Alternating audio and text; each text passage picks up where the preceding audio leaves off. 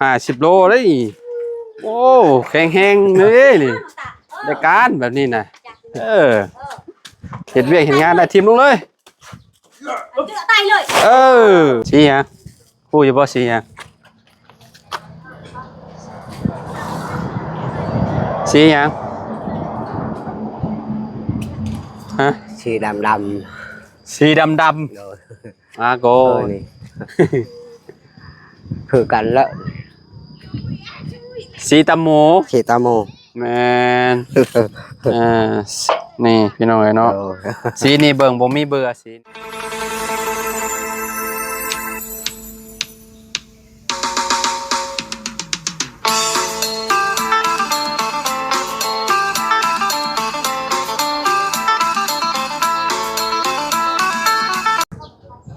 กราบสบายดีสวัสดีพ่อแม่พี่น้อง FC เบิร์ดสุขุสุคนเนาะบ่ว่าสิอยู่ในและกระต่างประเทศเด้อพี่น้องก็ยินดีต้อนรับเข้าสู่ช่องบ่าวลาวสตูดิโอคือเก่าคือเดิมนะพี่น้องเนาะเอาหลังจากที่เนาะถ่ายทำห้องน้ำประตู7 ปีให้ FC เบิ่งนำกันเนาะทางสร้างแหล่เพิ่นก็ให้ไปซื้อสังกะสีมาเลยพี่น้องหรือว่าแผ่นลูซิ่งอะไรเนาะหรือว่าเมทัลชีทนะพี่น้องเพราะว่าเพิ่นให้ซื้อมาเลยนะพี่น้องเนาะเพราะว่ามื้อนี้น่ะเพิ่นทราบอยู่ข้างในใกล้สิแล้วแหละพี่น้องเฮาก็ได้ซื้อปูนเนาะที่ว่ามันขาดนะพี่น้องมันบ่พออะไรเนาะมันบ่พอประมาณสอบ1 2 สอบนี่แหละพี่น้องเนาะเฮาก็ซื้อมา2 กระสอบเนาะเผื่อไว้พี่น้องเนาะเพราะว่าอยู่ข้างนอกนี่ยังบ่ได้ทราบเลยพี่น้องเนาะซื้อแผ่นลูซิ่งมา4 แผ่นนะพี่น้องแผ่นละ3 เม็ดเนาะ4 แผ่นนี่ก็ตกเป็นเงิน900,000 กีบพี่น้องเนาะแล้วก็ปูน2 สอบ1 80,000เนาะ160 2 กระสอบพี่น้องเนาะรวมเงินเนาะทั้งหมดก็ประมาณ1,60,000 กีบพี่น้องเนาะประมาณนี้พี่น้องเนาะไปซื้อมาเรียบร้อยพี่น้องนี่เนาะ1,60,000 กีบเนาะไปซะพี่น้องเดี๋ยวให้ประตูปีเพิ่นประตู7 ปีมาคนเอาก่อนประตูมาเด้อตู้พี่น้องเนาะโอเคพี่น้องเนาะพี่น้องเนาะประตูมันส่วนโดยขออนุญาตว้าวดังๆหน่อยเด้อว้าวคือเมื่อยนี่เนาะมาเบิ่งลูกสีนี่เอาเลือกให้นี่พี่น้องเนาะจะเบิ่งดูสีฮะคู่อยู่บ่สีฮะสีฮะสีดำโกคือกันแล้วสีตาโมแมนนี่พี่น้องเนาะสีนี่เบิ่งบ่มีเบื่อสีนี่นะงามพี่น้องเนาะตู้เจ้าขึ้นไปกิ้งอันนี้ออกก่อนตู้ถือซะเดี๋ยวเฮากิ้งให้เองแป๊บนึงโอ้พี่น้องเนาะเดี๋ยวกิ้งปูนออกก่อนสอบ1นี่โมเมนต์ธรรมดาเลยโคตรหนักเลยอันนี้เจ้าอาเมนอยู่นี่เลยเดี๋ยวเอาไว้อยู่แจ้นี่ก่อนนี่แจ้นี่ก่อนโอ้ตัวโคตรหนักเลยตัว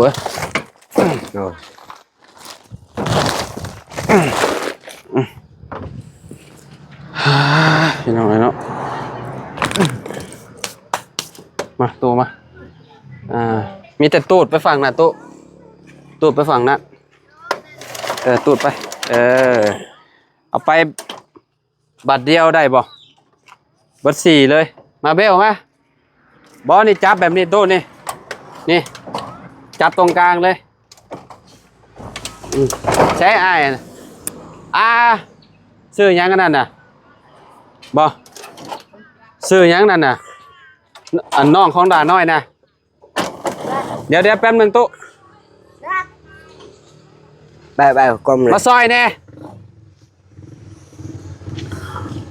เตะ แป๊บนึงตู้แป๊บนะอย่าเพิ่งอย่าเพิ่มลงรอก่อน4 แผ่นเด้เอาไว้เนาะไปเอาไปเลยบ่นี่เอาเด้อเอาเบล เอากล้องกาเก็บไป dễ bẻ cái này là dễ đấy ยังคำนะ tay เอาบัดชวนเด้อไอ้เด้อไอ้ทุ่ง có cái lò thì giờ nặng quá สิมังอีกยังเหลือสิมัง2 กระสอบไว้ใส่ตู้ไว้ผู้โลดผู้มองมุมเนาะ อันนี้เลย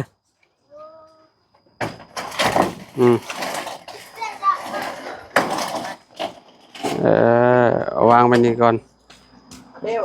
แต่เอ็ด 3 เมตร tức là lò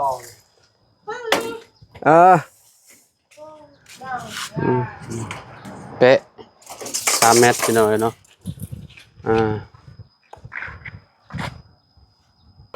พี่น้อยเนาะโอ้50 โลเลยโอ้แข็งแห้งเลยนี่ได้การแบบนี้นะเห็นเวียกเห็นงานได้ทีมลงเลยเก่งคือแบบนี้เนาะตู้เนาะเรียบร้อยบานี้ลงเลยพี่น้อยเนาะใช้แล้วบ่ข้างในนี่ยังบ่โอ้มันอยู่มองห่มขากอยู่มันอยู่มองแจ้งเห็นชัดเจนอยู่นี่เนาะบัดมันแห้งเฮาก็รูปมองได้เนาะขี่ทรายตัวนี้น่ะเอ้าบ่ได้มีบ่ไม่พออยู่ทางเฮือนน่ะตู้ไม่พอมีบ่ทางเฮือน ยังเอาพลอยผัด แม่นมีบ่อยู่ทางเฮือนจ้ะ ยัง มีบ่ mà có giang kì โอ้ไม่พอยามบ่ได้ เอาบะหมี่นี่ฮะภายในกันนี่เบิดเลยนี่ đâu có mi bay kỳ kìa kìa to พี่น้อยเนาะ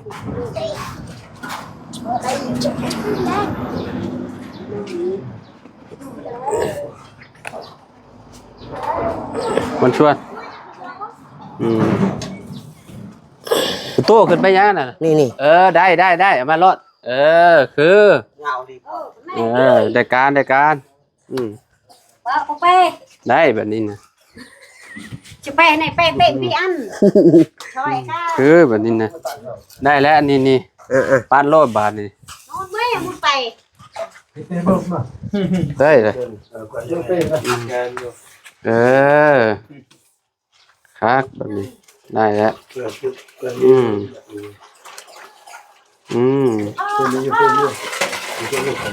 คือปัดขี่ตัวนี้มันออกพี่น้องเลยเนาะฝั่งนี้ก็ได้อยู่สำนีก็ได้ก็โอเคแล้วสำนีมันบ่ได้อันนั้นเกินไปได้แล้วอย่างนั้นเนาะมื้อนี้นะคือสิข้างในนี่คือสิจบอยู่มื้อนี้นะข้างนอกก็มุงเลยบาดมื้อนี้จบงานนะมื้อนี้เนาะ mùng con là mùng มุงก่อนบ่พอ là mùng đấy ได้บ่เป็นหยังตามสบายแบบใดง่ายก็เอาเลยโอ้คักตู้เอ้ยห้องน้ำเจ้านี่พี่น้องเนาะเราก็สิปกอันนี้เมียนเนาะปกหัวสวมเมียนเนาะหัวตัวนี้ก็ต้องได้ฉาบด้วยนะพ่อเนาะตัวลมนี่เนาะ nên mất rồi đau rồi ฉาบให้มันงามพี่น้องเนาะประตูนี่โอ้ยเนาะสิกล้าใส่อยู่บ่ห้องน้ำนี่จะว่าสิเข้ามาลี่พ้นบ่จัก là giờ đơn cua lên ฝนตกมาเพิ่นเข้าไปลี่เด้เนาะหนึ่งเข้าอยู่หั่นอีกเอาอีกแล้วติ เดี๋ยว โอ้สิบ่ใส่เลยบ่ห้องน้ำ một lò งามบ่สีตุถามอีกเทื่อนึง งาม งามกว่าสีเหลืองจะบ่ โดยงามแล้ว เป็นหยังเจ้าคือหมักสีเหลือง ที่เรื่องแบบนี้ ใช่ นี่ ใช่สีเหลือง เดี๋ยว บ่แม่นบ่ได้แม่นสีเหลืองอันนี้บ่ฮู้จักสีบ่ เดี๋ยว เอ้ยพี่น้องเอ้ยเนาะประตูบ่จักฮอดสี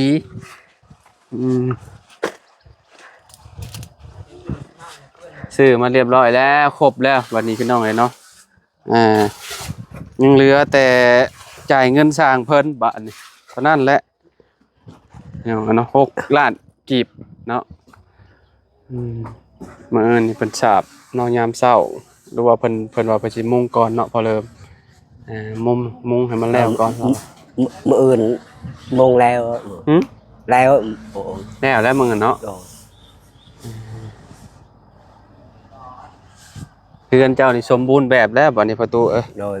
ป้อมมันโคตรงามเลยประตูเนาะเขียวดีเหรอเจ้าใส่ปุ๋ยประตู ก็ บ่ได้ใส่บ่ บ่ได้ใช้ มันให้จะกูดเนี่ยเนาะ โดย มันกูดมันจะมาเป็นย้อนหยังพี่น้องเนาะ นี่มาเบิ่งมุมนี่เนาะห้องน้ำก็มีเฮือนก็มีเบิ่งมุมแบบนี้โคตรงามเลยเฮือนเราคักดีเหรอแต่ละมื้อนอนรับฝันดีอยู่บ่ตุ โดย ตู้7 ปี โดย จะฝันหยังอยู่บ่แต่ละมื้อ บ่มีเลย นอนรับสนิทเลยบ่ โดยนับชนิดเลย บ่ฝันจังนี้ บ่ได้ เอ้าตื่นจักโมง โอ้พวก9 โมง ตื่น9 โมง โดย เป็นจังได๋ไอ้น้ำในเจ้า เอา หึ อยากเป็นเอาแต่พุ่นเอาไว้อยู่นี่ ก็เจ้าของน้ำประปาเพิ่นว่าจังได๋ นำประปานี่แหละ บ่เจ้าของน้ำประปาเพิ่นว่าจังได๋ว่าเพิ่นสิมาเปลี่ยนให้บ่ เอาเปลี่ยนแต่เจ้าของจำประปานี่แหละ บ่อยู่ไสเจ้าของน้ำประปาบ่ไปถามพ่อใหญ่เลิมก่อนเนาะพี่น้องเนาะ เราจะ จะ สิรู้ ทำมันก่อน มาพี่ตู้มาพี่บ่เพิ่นอยู่ไสอันเจ้าของน้ำประปาพ่อ บ้านเพื่อน อยู่บ้านเพืองยับกันไปผมบ่ แค่แสดงเลยละเต้นบ้านเพื่อนรถนะ ติดกับแสดงผมโอ้ ใกล้ครัวนั่นใกล้ครัวใกล้ครัวเคลื่อนสูงๆพวกนี้แน่นมัดเลย บ่สมมุติว่ากระเจ้ามาต่อให้กระเจ้าเอาน้ำเท่าใดเจ้าพ่อฮู้อยู่บ่ คือว่าพวกเราเองก็แพงปานใด หึ พวกเก่าหั่นพวกเก่ามีแต่ยายมานี่ แม่นก็อันกองเตอร์เราก็มีแต่เอาของเก่าแล้วเท่าแล้วแล้วก็ใส่ท่อแล้วเดินมา เดินโชนแล้ว บ่ฮู้จาก ดูชุดเกินแล้ว จากตัวนั้นมาพี่มันไกลซำใดบ่ฮู้ว่าเบิดจักเม็ดจังหน่อยเนาะ ชื่อท่อแล้วให้เขาปะข้างนอกหั่นท่อเขาหั่น โอ้ เขาให้ท่อเขาหั่นเขาให้เขาจะได้เงิน บ่ท่อกระเจ้าก็ได้นะบ่ท่อกระเจ้าก็ได้ว่าคะแนนว่าอันนั้นหั่นนะ เราก็ไปเฮ็ดนะ เนาะพี่น้องสมุดหั่นนะเนาะ เบิ่งใบอ่ะดูใบ ก็บ่ฮู้ว่าสิเบิดเท่าใดและสมมุติว่าย้ายมาให้ประตูเพิ่นนี่นะเพราะว่าเพิ่น เราใจแงๆงอกๆนี่เราก็เป็นว่าว เพิ่นบ่มีน้ำใช้นี่เลยหั่นนะพี่น้อง บ่มีเงินนั่นแหละ บ่มีเงินพร้อมแล้วเนาะว่าสิย้ายน้ำประปามาไว้อยู่พี่ห้องน้ำมีผัดบ่มีน้ำใช้บาดนี้มันลดอุกอ่าง มีน้ำใช้ มันลดอุกอ่างพุน้ำประปาเราก็อยู่พุ่นบ่อนกระต๊อบหลังเก่าพุ่นหั่นนะเรื่องของเรื่องเนาะ เอาแล้วยายสิซื้อเพิ่นให้เขายาย มีแต่ให้ย้ายมาซื่อๆก็ได้ติเนาะ ไป แต่ว่าท่อนี่ต้องซื้อท่อน้ำเพิ่นแหละ พี่น้องเอ้ยเนาะ แม่ คันว่าให้เพิ่นมาย้ายเพิ่นมาอยู่ เขาเป็นอะไรนั่นไม่ค่อย เงินค่าท่อค่าแฮงเพิ่นก็สิคิดเติบพอแหล้วคิดว่าเนาะบ่ฮู้ว่าสิเท่าใดแหละบ่จักนำดอกพี่น้องเนาะ เราเองเอา อันใกล้สมมุติว่าต่อมองเฮือนเจ้าได้บ่พอเริ่ม บ่ได้บ่ต้องไปต่อมองใช้มองหันบ่มองต้นบักต้องครับบ่หรือว่าแนวใด ง่ายกันทั้งนี้เลย มองต้นบักต้องเด้อบ่มันมีท่อใหญ่บ่มองต้นบักต้องนี่ นี่เป็นทางรถมีเขาอยู่โน่นเลย อยู่มองโน่นนี่เลยบ่โน่นตัวใดโน่นตัวนี้เนี่ยพ่อ โน่นเป็นทางนั่นแหละ มาเบิ่งดูตู้มาเบิ่งดูตู้7ปีมันอยู่หม่องใดท่อใหญ่น่ะ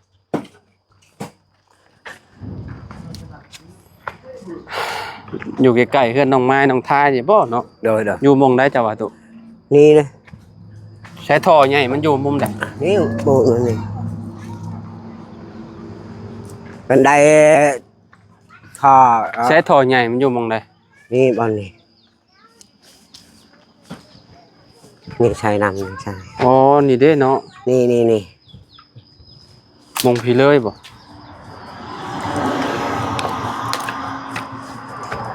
ใช่ นี่บอลเจาะนี่ อ๋อไกลอยู่ได้ดิเนาะอืมหม่องนี้เลยบ่ rồi bọl bọl อ๋อหลายเม็ดอยู่ได้ดิ นี่đâyนี่ชายเกาะมัน เจาะมาจากพี่ rồi chายมอง มา นี่ พี่เนาะ นี่มอ อั ง นนี้มองอันนั้น rồi มิเตอร์มันเฮือนหลังนั้น มันพูด จะเฮือนเราหลังนั้นสมมุติว่าต่อเนี่ยก็ต้องต่อมุมนี้ไปพุ่นลงพุ่นแล้วอ๋อต่อหลายเม็ดอันนี้ไกลๆเลยพี่น้องเนาะจากมองพุ่นมาพี่โอ้ตัวพี่ ต่อเป็นเอาเกาะเก่าขึ้นแล้วอันนั้นเกาะนี่นี่เกาะแบบนี้นี่ เข้าใจอยู่แต่ว่าท่อเจ้านี่ติมันใส่ท่อปักละลายท่อนน่ะจากพุ่นมาพี่ rồi โอ้เปิดสิฮอดเฮือนเจ้ามันแม่นง่ายนะตู้เอ้ย คิดหนักเลยบาทนี่เนาะตู้เนาะจากพุ่นเลยพี่น้องผมเกือบติดทางใหญ่เลยนงยาวมาพี่ 10 ล้านนี่ยังบ่ได้ฮอดเฮือนนี่ 10 ล้านยังบ่ฮอด rồi แม่นแต่แชนปลายเท่าไหร่ บ่ฮู้ว่าท่อนหนึ่งเท่าใดท่อเนาะสมมุติว่าเพิ่นสิย้ายมาพี่เนาะพี่น้องไกลแฮงนี่เด้อโอ้จากเฮือนเพิ่นไปพุ่นน่ะซะเป็นเท่าใด100 เมตรพี่น้องเอ้ยเนาะมันใกล้ๆคือเฮือนพ่อใหญ่เลิมคืออยู่หม่องหั่น ต่อจากหม่องพ่อใหญ่เลิมก็บ่ได้อีกเนาะ บ่ได้แต่ต่างกัน มันเป็นคนละเจ้าบ่ มันเชียร์ลายเขาก็เชียร์บ่ได้หลายเด้ อืมบ่เกี่ยวกันมิเตอร์ของไผมิเตอร์มัน ไม่เตอไผ่ก็ไม่เตอมัน ของไผของลาวเด้สิเกี่ยวกัน มัน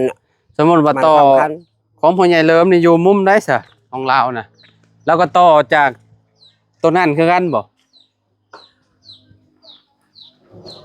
ต่อจากท่อใหญ่คือกันเลยเนาะอยู่พุ่น คือกันน่ะต่ออยู่พุด อยู่แจ้ตัวนั้นพุ่นพี่น้องเอ้ยผมของลาวก็ผัดบ่ไก่ของลาวโอ้จากมานี่เนาะเพื่อนประตูผัดพูดอยู่พุ่นไกลเลยพี่น้องเอ้ยเนาะทางนี้ก็ไปมิแต่หาบน้ำมาในช่วงนี้ก็ยังใส่น้ำประปาน้ำพอน้องละน้อยอยู่เพราะว่าอันโบกเบรกนี่ก็คือแบบใส่น้ำลาวพี่น้อยเนาะ ไทยแล้ว ยังสิจ่ายเงินให้เพิ่นอยู่ได้นี่ค่าน้ำลาวเนี่ยพี่น้อยเนาะเพราะว่าเอาน้ำลาวมาเทพื้นในประตูเด้เนาะประตูมีเงินจักบาทตอนนี้มีเงินจักพันอยู่ในกระโต บ่มีเลย ฮะ บ่มีเงินเลย บ่มีบ่ โดย บ่มีจะกีบเลยบ่ เก็บนึงก็บ่มีว่าเบิกเขาก็หมด ฮะ เขาก็หมดบ่มีเงินมาชื่อให้ได้ บ่ได้ไปหารับจ้างแล้วนี่ไปหารับจ้างเนาะหารับจ้างหมู่แล้วบ่มีเงินซื้อข้าวกินแล้ว โดยกันมีก็ไปก็บ่มีก็ ไปแหละเนาะ แล้ว อ๋อเห็นเอาไว้เนาะผมคิดนักเมื่อวานนี่เทก็ไข่แน่พี่น้องเนาะแบบมันก็สะอาดสะอ้านอยู่เพราะว่าไก่มาบ่ได้เข้าเด้เมื่อวานนี่เนาะอืมแรกๆเพิ่นบ่ได้เอานักกั้นเวียนน่ะมาก็ยังพี่น้องเนาะบัดนี้สะอาดแล้วบัดบ่เป็นหยังแล้วมันแห้งแล้วเด้แรกๆนี่โอ้อันนั้นเลยพี่น้องเนาะทางอ้ายนี่ก็มาลิ้นสบายดีเด้อบัดชวนพี่น้องเนาะไปสตุเดี๋ยวจังว่ากันใหม่เนาะมื้อนี้มาส่งสังกะสีกับปูนเพิ่นพี่น้องไปซื้อเบิดอยู่ประมาณ1ล้านกับ 60,000 กีบรวมกับปูนพี่น้องแผ่นรูซิ่งนะ4แผ่นก็ประมาณ 900,000เนาะปูนก็ประมาณ 160,000 รวมกันเป็น1.6 ล้านพี่น้องเนาะ1,60,000พี่น้องเนาะต่อพี่น้องเนาะเก็บนึงก็บ่มีให้ได้อันนี้แต่เพิ่นลองดำนี่นำนี่เงินก็บ่มีนี่เฮ็ดแต่ชัดชื่อแล้วบอกความจริงนำก็บ่ได้ไงเฮ็ดลองนำนี่เอาเฮือนน้องว้าวได้เฮือนน้องน้ำหรือห้องน้ำห้องน้ำนี่ห้องน้ำแบบห้องน้ำนี่เฮ็ดชัดชื่อก็ได้ก็อยากได้น้ำก็บ่มีเลยเฮาปะอยู่นี่เลยอยากได้น้ำใช้โดยบ่มีน้ำใช้นี่แล้วเด้ก็ไปคนเราจะพูดมาโดยก็ก้นไปพูดด้วยพอแห้งแล้วให้อาเบลเด้หาบมาพอแห้งไปแล้วให้อาเบลหาบมาใส่ทางนี่เด้ย่างตู้ใกล้ๆเนี่ยมันบ่ได้ไกลปานใดโอ้แต่ย่างอยู่หั่นก็มาเลยจะกินแต่เฮ็ดกินเฮ็ดกินก็ไปตักเอาตักนางแล้วก็ไปขี่ไปเหี่ยวอาชัยนำแต่พุ่นแต่แดกมาโอ้ยได้แล้วเอานอบปูนาแห่งหาบมาโคเมอร์แล้วนอบปูนาโดยเราแห่งดุเลยโดยเพื่อนนอบปูนากับบ่ได้มีน้ำคือกันเราหาบโอ้เราแห่งน้อยๆนึงแล้วลูกเจ้าหลายคนอยู่อาเบลแห่งแข็งแห้งปั้นโอ้ยังเป็นวัยรุ่นอยู่นี่โอ้ยเนาะคิดนักแล้วพ่อตู้เนาะตู้เนาะคิดนักแล้วบ่โอเคเดี๋ยวพ่อกันใหม่นะตู้เด้ออยู่ดีมีแฮงเด้อเอาสู้ๆเด้อตู้เด้อบันชวนไปตลอดปลอดภัยอาหารทำรวยคือเก่านี่แหละจ้าโดยเอ้าให้ผู้ใหญ่ใจดีเพิ่นให้ห่างให้มีให้ร่ำให้รวยกว่าเก่าหั่นแหละเนาะสิพอซอยประตู7ปีเพิ่นมาเนาะคันว่าบ่มีผู้ใหญ่กับประตูเพิ่นคือสิบ่ได้เฮือนหลังงามๆแบบนี้ดอกพี่น้อยเนาะแล้วก็ห้องนุ่งห้องน้ำเนาะเพิ่นก็ใจบุญใจกุศลหลายพี่น้องเอ้ยเนาะขอบคุณหลายๆเด้อที่ให้เป็นสะพานบุญให้เด้อเนาะเอาไว้พบไปพ้อกันคลิปหน้าเด้อตู่เด้อเนาะขอบคุณ FC บ่สุขทุกคนเนาะที่ติดตามเด้อไปแล้วขอบใจบันชวนสาธุโดยไปพี่น้องเอ้ยเนาะ